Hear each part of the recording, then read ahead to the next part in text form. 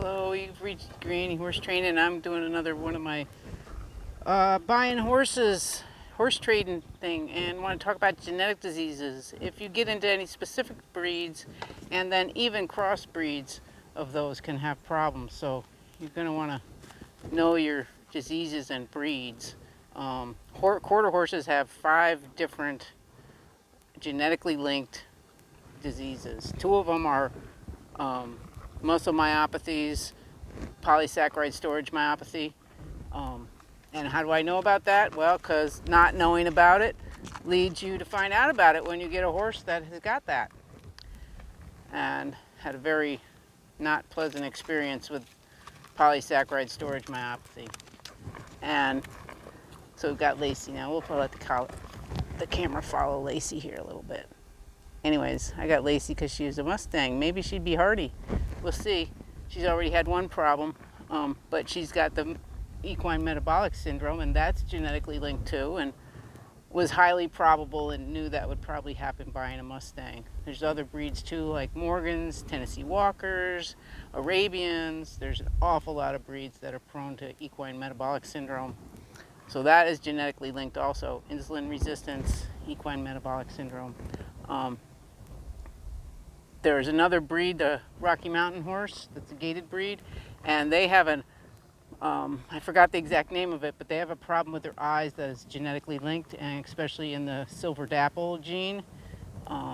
Really beautiful horses, but boy, watch what you're buying and get a vet check on their eyes. That's for sure with the Rocky Mountain horses, especially if they're a silver dapple.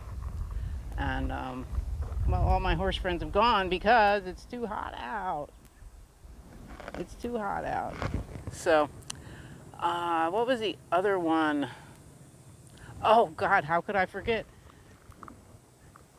Degenerative suspensory ligament disease, DSLD. People often think that it's just the Peruvian horse breed, but it's not. Out working, doing hoof trimming, and that's what I do is hoof trimming, and my website's radhooftrimming.com, and I'm working the Winlock, Washington area. But I've seen several different breeds. I've seen draft horse Arabian cross with it. I've seen purebred Arabians with it. I've seen, of course, every Peruvian I've ever met has had it. And that's not a good disease to have. They don't necessarily drop down in their fetlocks, but they will have severe wind puffs, and if you touch them on their hind legs, it'll be both legs, sometimes the front legs too, sometimes all 4 legs. They'll be very sensitive at their fetlock joints, and they'll be puffy. And as the disease progresses, they'll drop down in the fetlocks, and they just won't be able to support their weight. And you know where this is going, vet and a backhoe for a hole. So yeah, DSLD. It's also called, got another acronym now because they just have to confuse people. Now I can't remember that. Anyways, if you look up DSLD and Peruvian horses and realize that it's not just Peruvian horses, I'm not labeling that breed specifically. It's in an awful lot of other horses. And the same thing with the quarter horses and PSSM, polysaccharide storage myopathy. Sometimes they call it equine polysaccharide storage myopathy because it's also in lots of draft horse breeds, and it's a tying up disease, makes their muscles cramp. That's a problem with their ability to process glycogen in their muscles, and the glycogen builds up. They get too much and they can't process it properly. So it can be somewhat controlled with diet if you're lucky. Diet and some supplements. And the same thing with that DSLD. There's some supplement regime with Dr. Eleanor Kellen, and she's got a whole protocol for treating the horses with DSLD. So you might want to look her up if you're unfortunate enough to end up with a horse with DSLD.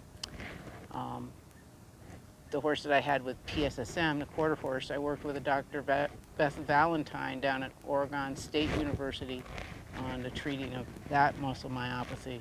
And that was a long learning experience there.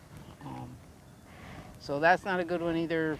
And some horses are slightly affected, some horses are more affected. they don't usually end up getting diagnosed till they're around 8 years old, but you'll see the signs before then. It'll be more subtle. But I have to say, if you find a quarter horse that's 10 years old or over and isn't presenting any symptoms, you're probably safe. And there's also a genetic testing for some of those diseases with the quarter horses. So ask if they've had their 5-panel done on the horse that you're buying.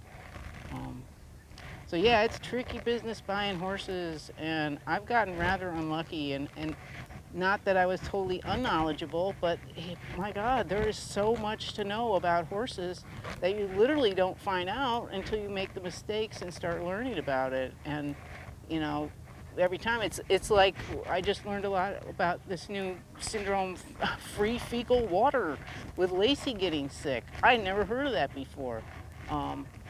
And so I will cross my fingers that she's better, but not out of the woods. Did a number of things. I should do a separate video on that. So anyways, thanks for watching. This is Granny Horse Training. My name's Ruth DeGennaro. I do a hoof trimming business in Winlock, Washington. And my website's in the show notes too, radhooftrimming.com. And you can reach me through there. So that's it. Have a good day. Bye now.